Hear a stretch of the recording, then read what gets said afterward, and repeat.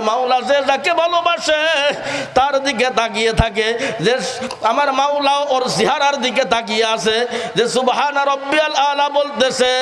আসমানের মালিক এবার ফেরেশতাকে ডাক দিয়ে বলতেছে, ও ফেরেশতা তাকাও আমার এই গোলামের দিকে, দেখো আমাকে কেমন ভালোবাসে। সুবহানাল্লাহ কোন, দেখো কেমন ভালোবাসে আমাকে। বলতেছে ফেরেশতারা, আরে আমার এই বান্দা কি চাই, দেখো সব বন্ধ হয়ে গেল, স্ত্রী ঘুমিয়ে গেল, সন্তানগুলো ঘুমানো, কিন্তু আমার এই বান্দা এখনো কি চাই, এখনো সিজদায় পড়ে বলে কি তোমরা দেখো। ফেরেশতা বলে, আল্লাহ তোমার বান্দা বলে সুবহানা রাব্বিয়াল আলা, বলে রুকুতে কি বলে, বলে সুবহানা রাব্বিয়াল আযীম। আল্লাহ বলে আমার বান্দা বলতেছে সুবহানা রাব্বিয়াল আযীম, আমার বলতেছে ও মাওলা, সকলে একটু ডাক দেন, ও মাওলা, হাত উঁচু করেন, হাত উঁচু করেন, আল্লাহর ডাক দেন, ও আল্লাহ, জোরে জোরে ডাক দেন, জোরে ডাক দেন, জোরে ডাক দেন, আরো জোরে, আরো জোরে, আরো জোরে, আরো জোরে, আরো জোরে। বান্দা ডাক দিয়ে বলে, আল্লাহ ও আমার মাওলা, সুবহানা রাব্বিয়াল আযীম, তুমি পবিত্র, তুমি মহান। আল্লাহ বলে, যেই বান্দা আমাকে পবিত্রতার ঘোষণা দিল, সন্তান, স্ত্রী, আত্মীয় স্বজন, পাড়া প্রতিবেশী সব ঘুমান্ত, কিন্তু আমার বান্দা সিজদায়ও আমার পবিত্রতা ঘোষণা করে, রুকুতে আমার পবিত্রতা ঘোষণা করে। ফেরেশতারা তোমরাই বলো আমার এই বান্দাকে কি করা উচিত। সুবহানাল্লাহ জোরে কোন। ফেরেশতারা বলে, আল্লাহ তোমার এই বান্দাকে যদি তুমি মাফ না করো, আল্লাহ তোমার তো, তুমি যে রহমান, তুমি যে রহিম, তোমার তো ইজ্জত থাকে না। আল্লাহ বলে যে ফেরেশতা তোমরা সাক্ষী থাকো, আমার এই যে বান্দা চোখের পানি ছেড়ে দিয়ে এইভাবে কাঁদতেছে, আমার বান্দাকে আমি মাফ করে দিলাম, তোমরা ফেরেশতারা সাক্ষী থাকো। সুবহানাল্লাহ জোরে কোন, আওয়াজ দিয়ে কোন সুবহানাল্লাহ। তাহলে ওই মালিকের গোলাম হয়ে যদি আমরা যেতে পারি, নবী আমার বলে আখলিস দীনাকা ইয়াকফিকাল আমালুল কলিল, তুমি অল্প আমল করো, কিন্তু এই আমলটা তোমার সহি ইখলাসওয়ালা আমল হতে হবে, যেই আমলে আমার মাওলা খুশি হবে। এমন আমল নিয়ে যদি তুই কবরে যাস, তোর ওই 3.5 হাত কবরটা আমার আল্লাহ জান্নাত পর্যন্ত প্রশস্ত করে দিবে। সুবহানাল্লাহ জোরে কোন। ওই কবরের ভিতরে কি লাইট আছে নাকি? কথা বলেন, লাইট আছে? আলোর কোনো ব্যবস্থা আছে? এই শীতের সময় বিছানার কোনো ব্যবস্থা সন্তানেরা করে, স্ত্রীরা করে, এলাকার লোক করে? বলে না, করে না। কিন্তু আমার যে আমল, ওই আমলওয়ালা লোকটা যখন কবরের ভিতরে নামা দিছে, নবী আমার হাদিসের ভিতর ইরশাদ করেন, আল কবরু রাউদাতুম মিন রিয়াদিল জান্নাহ আও হুফরাতুন মিন হুফারিন নার। জোরে কর না সুবহানাল্লাহ। আর একটু জোরে বলেন সুবহানাল্লাহ, আরো জোরে বলেন সুবহানাল্লাহ। আরে বাপ, এই সুবহানাল্লাহ আলহামদুলিল্লাহ বলতে কি আপনাদের কষ্ট হয়?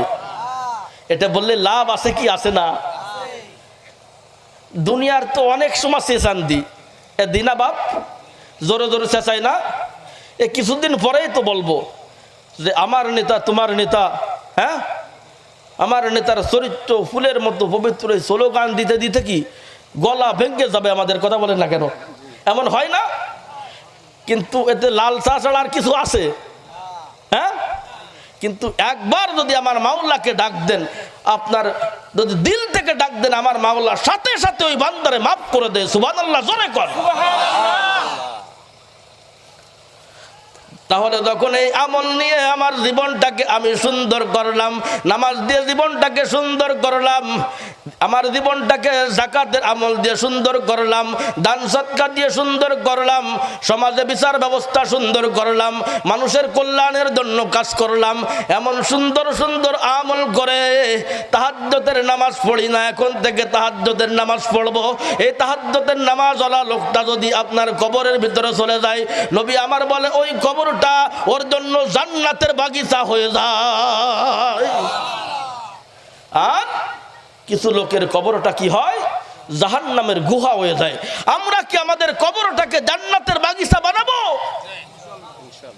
না দোজখের গর্ত বানাবো? কোনটা বানাবো আমরা? কোনটা বানাবো? হাত তোলেন, হাত তোলেন, হাত তোলেন। জান্নাতের বাগান। আল্লাহ সকলকে কবুল করুন, জোরে করে আমিন।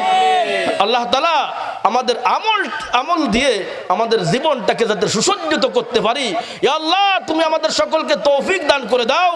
আল্লাহ এলাকায় যারা চলে গেছে আল্লাহ তাদের কবরটা জান্নাতের টুকরা বানিয়ে দাও।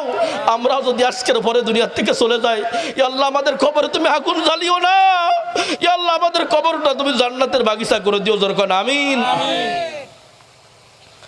এজন্য আল্লাহ ওটাকে বলে আফালা ইয়ালামু ইযা বুসিরা মা ফিল কুবুর। বলছে না কবরের কথা কিন্তু আল্লাহ বারবার আমাদেরকে স্মরণ করাচ্ছে। কবরের কথা, কবরে আযাব আছে, এটা সত্য। এজন্য দেখবেন মৃত্যুর ঘটনা, মৃত্যুর কথা যত বলি বান্দার ঈমান তত বেড়ে যায়। সুবহানাল্লাহ, জোরে বল। এজন্য যারা পীর, ওলি,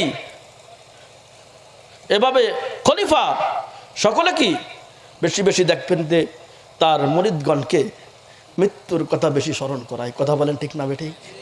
কারণ মৃত্যুর কথা যখন মানুষের মৃত্যুর ভয় যদি ঢুকে যায়, এই কলিজায় যদি মৃত্যুর ভয় ঢুকে যায়, সে অন্যায় কাজ করতে পারে না। ওই গোলাম কিন্তু নামাজ না পড়ে আর থাকতে পারে না। কথা বলেন ঠিক না বেঠিক? দেখবেন ওই বান্দাটা যার ভিতরে মৃত্যুর ভয় ঢুকে গেছে, সে যখনই আওয়াজ শোনে, সে আওয়াজ শুনে কিছু মানুষ দেখবেন দাড়ি ফেকে গেছে, এরপরেও কি সুখ টান দিয়ে কি উপরের দিকে মারে। আজান হয়ে গেছে, ওই গোলামের কানে কিন্তু আজানের আওয়াজ গেছে। ঠিক না ঠিক? আল্লাহ বলে ফাইযা কুদিয়াতিস সালাত